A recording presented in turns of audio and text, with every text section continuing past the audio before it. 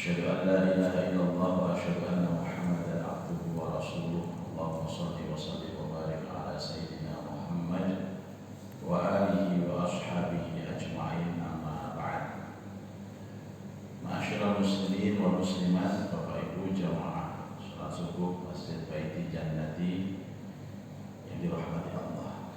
Alhamdulillah subuh ini kita bisa hadir di masjid kita untuk melaksanakan sholat berjamaah. Mudah-mudahan apa yang kita lakukan ini menjadi jaminan untuk hidup kita di hari ini. Siapa yang ingin hidupnya dijamin oleh Allah, maka datanglah ke masjid dan laksanakan sholat subuh berjamaah. Rezekinya dijamin, kebutuhan hidupnya dijamin, keselamatannya juga dijamin. InsyaAllah semuanya diberikan keselamatan dunia. Amin. Amin. Amin. Saya minta ke Ustadz Anang untuk menggeser satu hari karena nggak pengaruh, jamaahnya ada padat ini aja soalnya. Karena tadi malam jam 1 baru datang dari hotel hari Semarang dalam rangka raker persiapan musyawarah tilawatil Quran tingkat nasional nanti di Sumatera Barat di Padang tanggal 12 sampai tanggal 21. Jadi insya Allah tidak virtual tapi benar-benar langsung. Dan saya sendiri diminta oleh Menteri Agama untuk ikut menjadi salah satu tim untuk bidang tahfidz Al-Quran nanti tanggal 12 sampai tanggal 21 November insya Allah. Nanti ada rapid test, ada swab dan macam-macam. Mudah-mudahan semuanya lolos. Kalau semuanya reaktif ya berangkat ke APP. Ya, karena kebutuhan untuk itu memang sangat diperlukan. Malam itu kita menyelesaikan mulai hari Selasa, Rabu dan Kamis, dan nanti jam 5:30 ini saya bertolak ke Banyuwangi sampai hari Ahad insyaallah. Nyuwun pantungo mugi-mugi pinaringan sehat. Amin. Amin. Baik Bapak Ibu sekalian, hari ini kita mengaji tentang sirah nabawiyah, tentang nasab dan keluarga Rasulullah SAW. Ada ayat mengatakan, dan ayat ini sangat umum, Pak. Bismillahirrahmanirrahim. Wa qarna fi buyutikunna wa la tabarrajna tabarrujal jahiliyatil ula wa aqimnas salata wa atinaz zakata wa ati'na Allaha wa rasulah. Ini yang saya baca ini belum umum. Yang umum yang setelahnya, innama yuridullahu liyudhiba ankumur rijsa ahlal baiti wa yutahhirakum tathira. Nanti biar nih tahlilan biasanya tulisannya tahlilannya innallaha wa malaikatahu yusholluna 'alan nabi. Padahal ada antara ayat innama yuridullah liyudhiba ankumur rijsa ahlal baiti wa yutahhirakum tathira dengan ayat innallaha wa malaikatahu itu terpisah. Walaupun sama-sama satu surah dalam surah Al-Ahzab. Apa artinya? Innama yuridullah, sesungguhnya pasti Allah menginginkan liyutahhirakum, untuk mensucikan kalian ahlal bait. Ar-rijsa dari apa? Dari segala keburukan. Wa yutahhirakum tathira, dan juga Allah membersihkan kalian sebersih-bersihnya. Jadi ahlul bait ini memang dijamin oleh Allah di Al-Quran bersih, suci. Nah, kemudian banyak ulama yang sedikit berselisih pendapat tentang siapa ahlul bait. Ada yang mengatakan hanya sampai Sayyidina Hasan dan Husain saja yang disebut ahlul bait. Jadi anak turun Rasulullah SAW yang sempat berjumpa dengan Rasulullah. Jadi Rasulullah punya anak. Berapa anaknya Rasulullah? Anaknya Rasulullah itu 6. Tapi semua meninggal dan tidak punya keturunan. Satu-satunya yang punya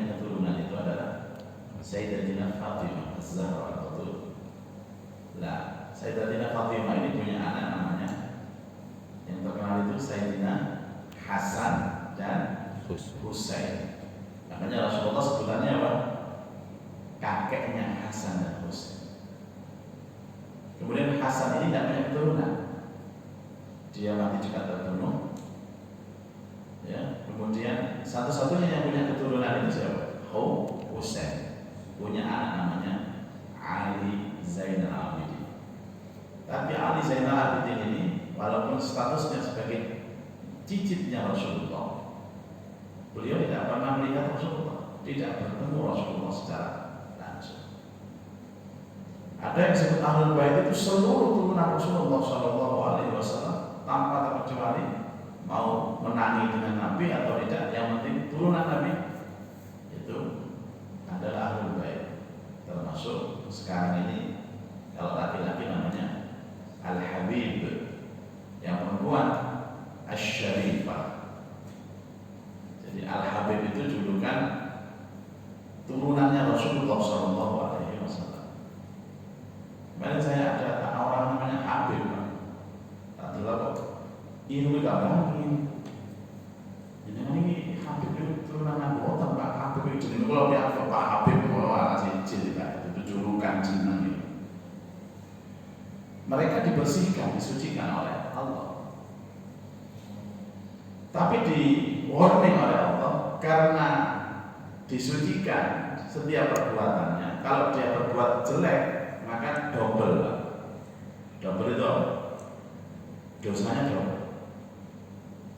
Kalau berbuat kebaikan pahalanya double, berbuat kejelekan dosanya double.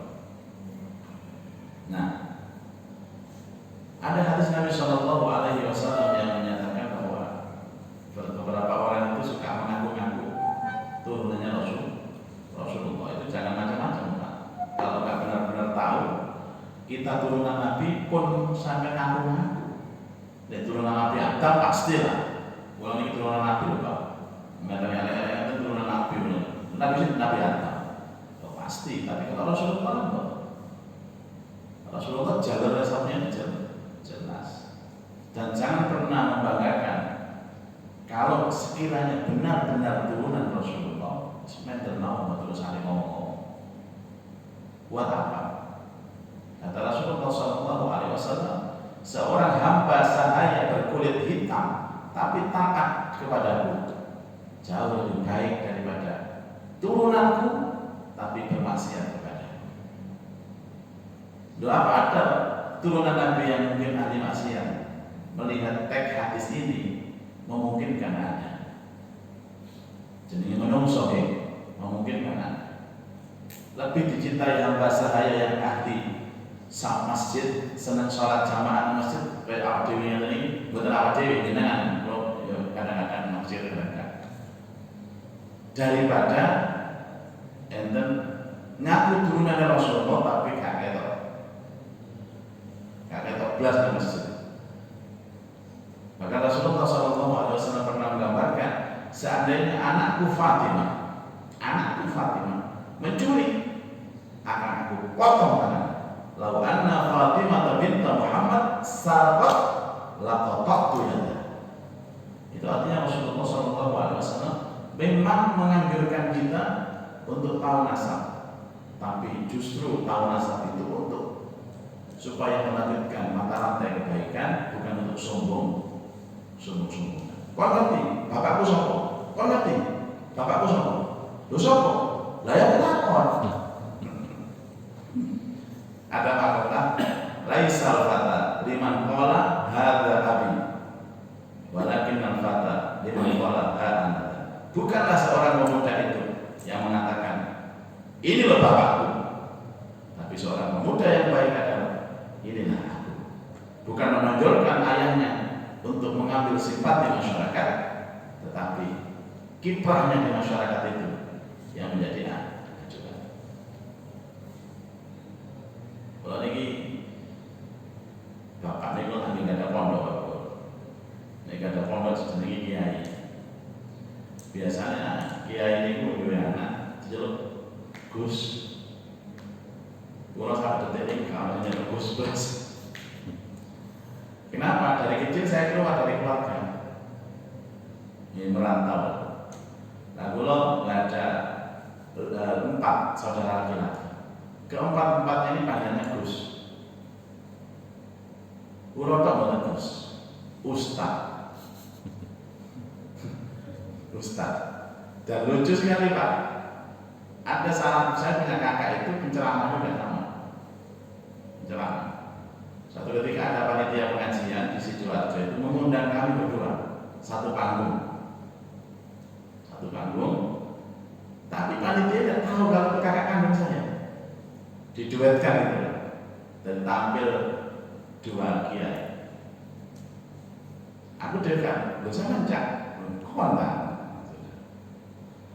dan MC-nya lucu. Ya namanya nggak tahu Pak, nanti ceramahnya akan ada 2, yang pertama akan disampaikan oleh Gus Buddha, yang kedua Ustadz Muzaki. Ini katanya manggil itu guyu. Saya lebih suka disebut Ustadz guru ngaji, itu sebutan masyarakat, tidak ada tendensi dengan orang tua. Nah, sama mereka, oh ada orang-orang kampung itu ada, bahkan itu karena tahu ya sebagian. Kalau orang-orang rumah tidak tahu, tahunya ya Muzaki itu guru ngaji, celuk Ustadz kan guys. Baik di sana nanti lebih lagi, lebih terhormat, celuk kiai. Kiai itu tahu apa bedanya Ustadz sama kiai? Nah, kalau tahu ada 3 Pak sebutan, Ustadz, Kiai, Syekh, sama Sayyid. Kan ada panggilan-panggilan. Tahu bedanya dalam masyarakat? Kalau Ustadz itu istrinya baru 1. Zaman itu mesem itu, ketika Anda dengar Kiai 2, harus 2. Kalau masih 1 ya Ustadz. Kalau 3, Syekh Puji lah itu kan. Tidak, ini kelakar guyon bukan serius teman-teman. Dan kiai ini kan, kalau Ustadz itu bahasa-bahasa mu'arrabah, bahasa Arab yang di Indonesia kan. Syekh juga sama. Kalau Sayyid juga sama. Dan di Timur Tengah, Ustadz itu profesor, guru besar. Tidak sembarangan. Lebih tinggi Ustadz daripada Syekh di Timur Tengah. Kalau di Indonesia lebih tinggi Syekh daripada Ustadz. Syekh sama Syekh ini benar atau apa? Al-Ustadz itu di Mesir, di Saudi itu adalah guru besar. Guru. Kalau sini profesor. Lo datang Indonesia guru TPQ loh, ngajarkan itu babi bu. Kalau Ustadz di sana. Indonesia itu luar biasa Pak ya. Makanya saya pernah ada guru besar dari Al-Azhar datang ke Indonesia, saya mendampingi. Terus saya kan ketemu teman-teman masih muda-muda. Gimana Ustadz kabarnya? Gimana Ustadz? Profesornya ini? Pakai profesor begini juga. Ciri-ciri semua biasa. Mata guru TPB. Bapak Ibu sekalian, dan nasab itu kemarin kita akan mencoba untuk mendalami, di mana dibagi 3. Nasab Rasulullah SAW kepada Nabi Adam dibagi 3. Pertama, nasab Rasulullah kepada Adnan, sudah kita baca kemarin. Yang kedua, nasab Rasulullah SAW dari Adnan itu menuju Nabiullah Ibrahim, dari Nabiullah Ibrahim itu sampai kepada Nabiullah Adam alaihi salatu wassalam. Sekarang kita hitung Pak. Kita hitung nasab Rasulullah SAW kepada Adnan itu berapa mata rantainya. Dari Adnan kepada Ismail itu berapa. Dari Ismail kepada Nabiullah Adam berapa. Nanti kita akan tahu hubungan Nabiullah Adam sampai kepada Rasulullah itu ada berapa generasi. Memang masing-masing generasi itu tidak sama. Ada yang 1000 tahun, ada yang 700 tahun, ada yang 500 tahun. Yang paling pendek generasinya Rasulullah Shallallahu Alaihi Wasallam, umurnya hanya sampai 70 tahun. Batas maksimal usia umat Rasulullah 70 tahun. Makanya amat sangat jarang orang itu yang menjadi umat Rasulullah hidup di atas 70 tahun. Amat sangat jarang. Ada, tapi nggak lumrah. Lumrahnya 70 tahun seberangkat kabeh. Dan semakin akhir zaman, usia itu semakin pendek. Bedanya umat Rasulullah dengan umat terdahulu, kalau umat terdahulu itu panjang dalam jumlah, kalau umatnya Rasulullah panjang dalam berkah. Walaupun usianya pendek, keberkahannya panjang. Yang penting barokah. Umat akhir zaman tapi masuk surga paling awal jangan. Semuanya berkah Bapak Ibu sekalian, semuanya berkah. Dengan baca Quran berkah. Satu huruf, satu kebaikan. Satu kebaikan dilipat gandakan 10 kebaikan. Satu huruf mendapatkan 10 kebaikan. Alif lam mim 3 huruf 30 kebaikan. Itu barokah. Kalau panjenengan sedekah, satu sedekah 10 kebaikan. Masih kurang lagi dilipatkan sampai 700 kebaikan. Masya Allah. Enak-enak, maka sebalik ini sakit pulaan yang murah, betulannya haram. Nah ini umatnya Rasulullah SAW. Kemarin Bapak Ibu kita baca tentang yang Rasulullah kepada Adnan.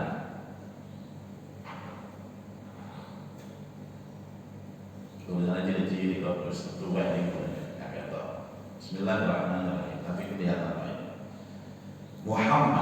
Nabi Muhammad punya bapak namanya Abdullah, punya bapak namanya Abdul Muttalib, punya bapak namanya Hashim, punya bapak namanya Abdi Manaf, punya bapak namanya Qusay, punya bapak namanya Kilab, punya bapak namanya Murrah, punya bapak namanya Ka'ab, punya bapak Lu'ay 10 ya, punya bapak namanya Ghalib, punya bapak Fihr, punya bapak Malik, punya bapak Nadhr, punya bapak Kinana, punya bapak Khuzaimah, punya bapak Mudrika, punya bapak Ilyas, punya bapak Mudhar, punya bapak Nizar, punya bapak Ma'an, punya bapak namanya Adnan.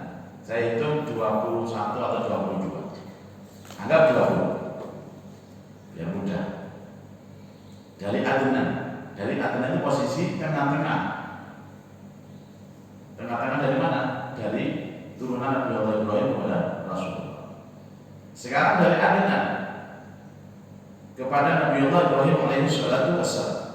Tadi dikit dulu 21. Adnan punya bapak namanya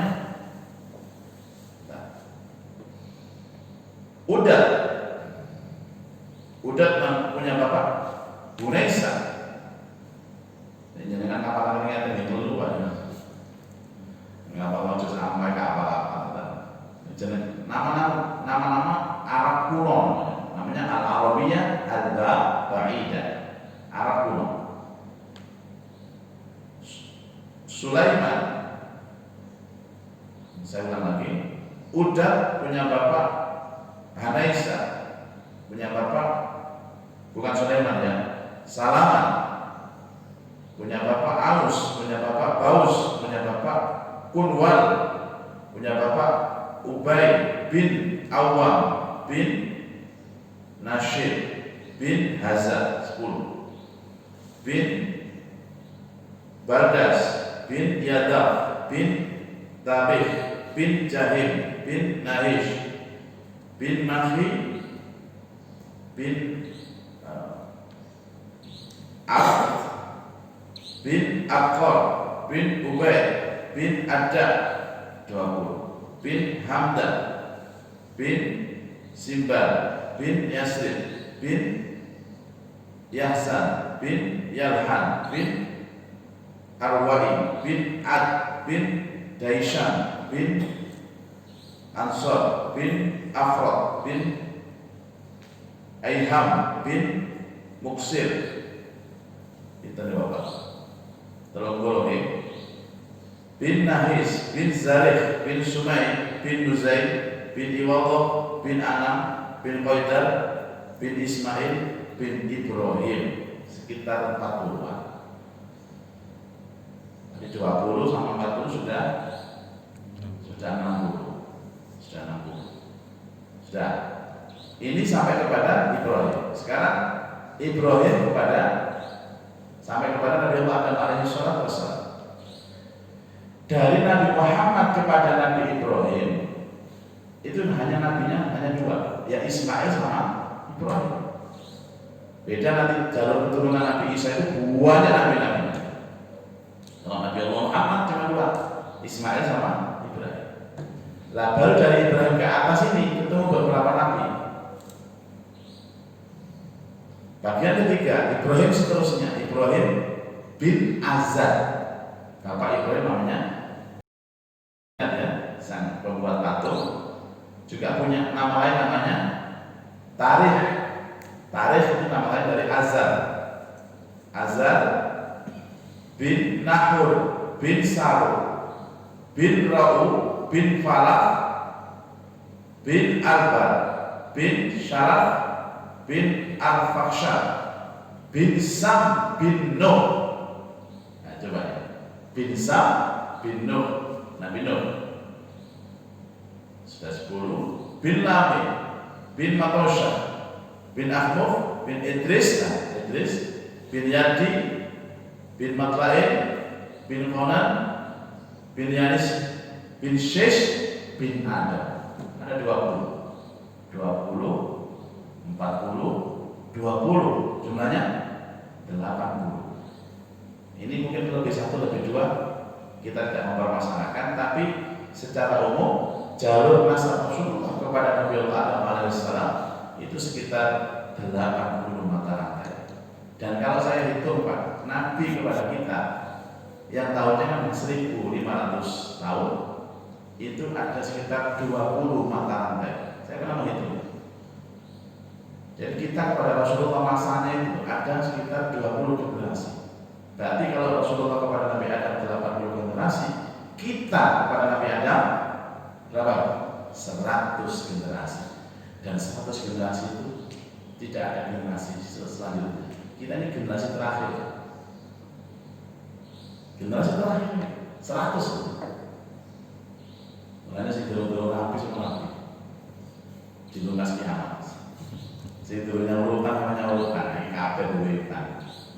Kita ke Rasulullah 20. Rasulullah kepada Adnan 20. Adnan kepada siapa tadi? Ibrahim 40. Ibrahim kepada atasnya 20. 100 generasi yang dijanjikan bahwa bumi ini hanya diisi oleh 100 generasi. Dan kita generasi ke 100. Sudah tua sekali Pak. Zamannya sangat-sangat tua. Semoga kita diberikan hidayah untuk semakin baik.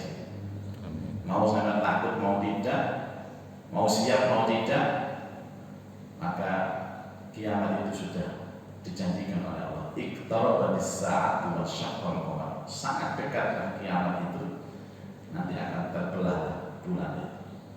Ayat-ayat yang menjelaskan hampir setiap surat di Al-Quran yang jumlahnya 114 surat itu Allah selalu mencantumkan tentang kiamat, menjadi warning untuk kita semua. Maka ista'iddu, kata ista'iddu, persiapkan. Wa tazawwadu, mencari bekal yang banyak. Fa inna khairaz zadi taqwa. Sesungguhnya bekal yang terbaik adalah takwa. Sudah. Ini nasab Rasulullah. Jadi Bapak Ibu, saya ulang kembali, nasab Rasulullah dibagi 3. Nabi kepada Adnan, Adnan kepada Ibrahim, Ibrahim kepada Nabi Adam. Nabi kepada Adnan 20 mata rantai, Adnan kepada Ibrahim ada 40 mata rantai.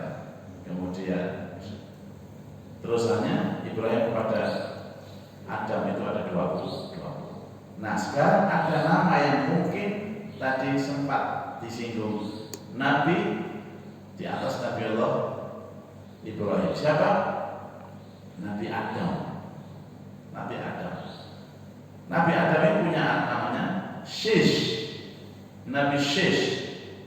Namanya Shish, Pak. Tidak ada tambahannya. Kalau kita kan ada. Siapa Pak Shish itu lengkapnya? Siswanto. Ini Shish asli.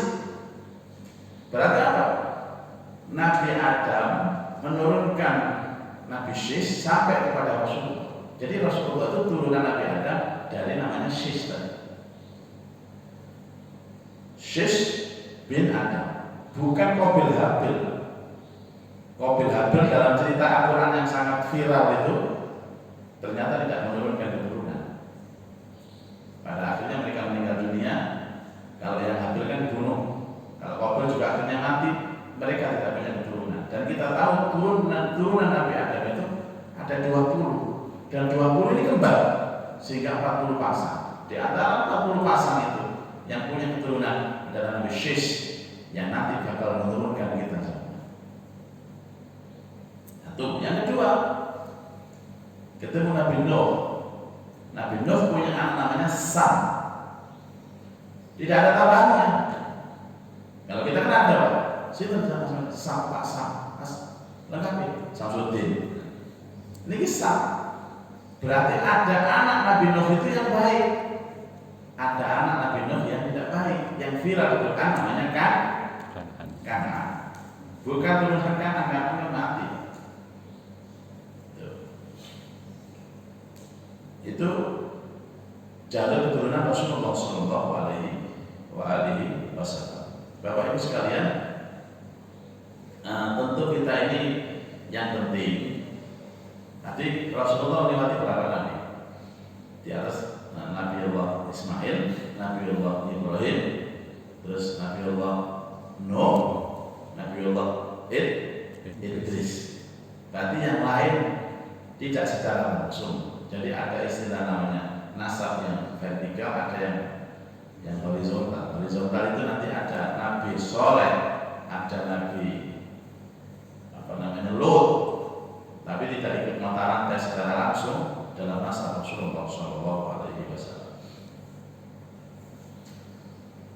Sekarang keluarga Rasulullah Shallallahu Alaihi Wasallam. Pertama, Rasulullah Shallallahu Alaihi Wasallam juga dijuluki sebagai Bani Hashim. Bani Hashim.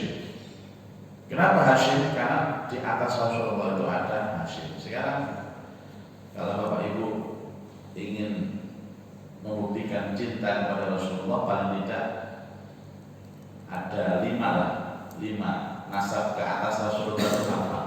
Tadi disebutkan Pak, Abdullah punya bapak namanya Abdul Muthalib. Bagus. Punya bapak namanya Hashim. Jadi Muhammad bin Abdullah bin Abdul Muthalib bin Hashim. Pinten ini? Muhammad Abdullah Abdul Muthalib Hashim. Tambah itu biar bin Abdi Manaf. Tambah itu biar namanya Qusay. Tambah itu terus Pak satu sekira-kira. Muhammad bin Abdullah bin Abdul Muthalib bin Hashim bin Abdi Manaf bin Qusay. Nah, saya membaca silsilah ibunya Rasulullah itu ketemunya di Qusay. Qusay itu sudah keberapa? Ini Abdullah kan bapak, Abdul Muthalib dan Hashim buyut. Buyut apa ini? Nangga. Berarti 5. Ketemunya Rasulullah dengan antara bapaknya Rasulullah Pak Abdullah dengan Ibu Aminah itu ketemunya di Qusay ini. Jadi sama-sama satu buyut, satu nangga. Jenengan bilang kan, kalau kalian sini pulang kita ketemu ya. Sak buyut.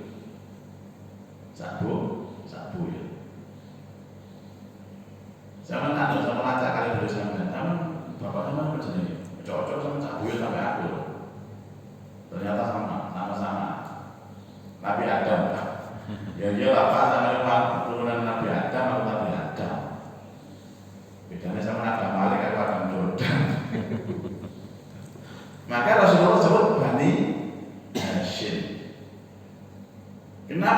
populernya nama Hashim ini Bapak Ibu, insya Allah kita lanjutkan kesempatan akan datang. Saya ada prepare untuk ke Banyuwangi. Rencananya tadi dimati-mati kalau istri suwe-suwe masih itu, karena aku berangkat. Kalau sudah istri yang warning, nah kita angkat tangan, tidak bisa apa-apa, karena kita termasuk suami-suami takut. Saya kira mata rantai ini sudah cukup. Nanti sekarang kita belajar tentang bagaimana Rasulullah, siapakah Hashim itu sebenarnya, siapakah Abdul Muthalib sebenarnya, siapakah Abdullah itu yang sebenarnya. Ada 3 tokoh nanti yang akan diangkat dalam kitab ini. Pertama adalah Abdullah, sang bapak Rasulullah sendiri. Yang kedua Abdul Muthalib, sang kakek Rasulullah sendiri. Yang ketiga adalah Hashim, sang buyut Rasulullah Sallallahu Alaihi Wasallam sendiri. Saya pernah mengaji kitab ini, kemudian oleh guru ngaji saya, guru sirah ini, dikasih tugas bahwa kamu harus bisa menjelaskan biografi bapakmu secara komplit, kakekmu secara komplit, dan buyutmu. Kalau saya bapak bisa menjelaskan, insya Allah bisa. Kemudian kakek dari bapak separuh bisa menjelaskan. Mulai kalau bapak saya lengkap, bapak saya lahir di mana, ngerti kabeh. Nek wis bapake bapak, bisa rada gak jelas. Maksudnya sejarahnya sudah separuh abu-abu. Apalagi bapaknya bapak, buyut, itu sudah tidak menangi lagi. Nah itu kalau kita tidak menceritakan kepada anak-anak, ayo nopo, ini maksudnya. Ya itu namanya kekuatan nopo. Jadi anak-anak kita itu, nah kamu dulu punya bapak, ini punya bapak, kakekmu dulu seperti ini. Dia seorang pedagang, dia seorang ceritakan. Lah kalau anak kita ini kan dengan dongeng-dongeng kakek ini kan nggak menarik. Bapaknya cerita tinggal HP-an, kalah. Makanya strong untuk bagaimana menceritakan kebaikan sejarah orang tua itu kepada anak itu. Sekarang lemah sekali strongnya. Padahal salah satu bentuk kata Rasulullah Sallallahu Alaihi Wasallam kebaktian, rasa berbakti anak kepada orang tua itu salah satunya adalah bagaimana dia tahu sejarah orang tuanya, ya tahu sejarah orang tuanya. Nah kalau nggak tahu sejarah orang tuanya, itu namanya dalam bahasa pepatah kita itu apa sih? Kacang lupa dengan kulitnya. Kira-kira mudah-mudahan kita diberikan ilmu yang